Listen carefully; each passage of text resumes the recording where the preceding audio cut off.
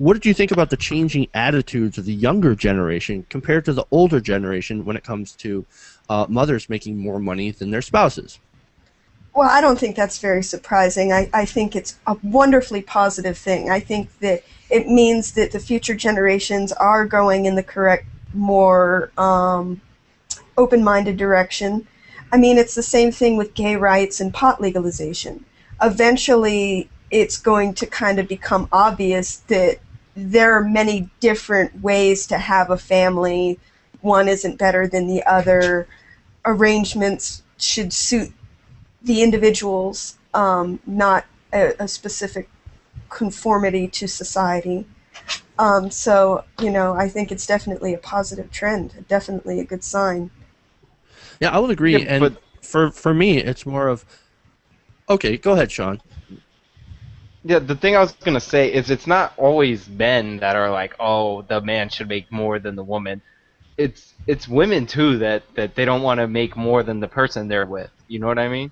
Like they want, like, a lot of women. I'm not saying obviously Ree's made herself perfectly clear, Right, but I'm saying a lot of women I want agree. a male breadwinner.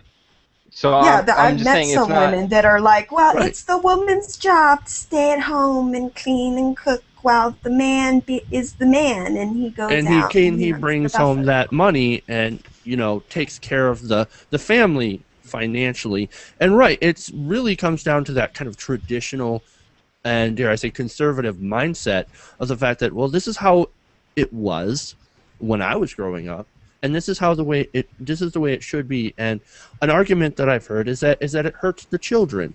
Is that, well, if you don't have a full-time stay-at-home mom, that's going to affect your children in a bad way, and they're not going to grow up knowing what it's like to have a mother and a father. And you can also say that they tend to use that argument also when it comes to excuse me, when it comes to a same-sex couple as well. Well, they don't have a mother and a father. They have a you know, two fathers or two mothers, and that's not right either. I think that's such a ridiculous thing too, because well, of course. how logically, I mean, if you don't have an uncle, do you mourn every day? It's like, I don't have an uncle. I've been deprived of that experience. What if you don't have a sister, brother, cousin?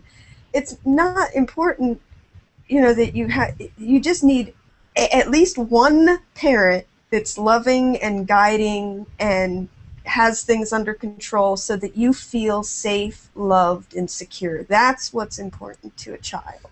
And when it comes to the mom... Also, I want to just note that I hate when people say things like, well, if you don't have a mother to be nurturing and love the children, then they're going to be damaged. Well, that kind of is sort of true, except that they assume that just because a mother's working, she's somehow incapable of also loving and nurturing her children. That's not true. You can do both. Just wanted to throw that out there.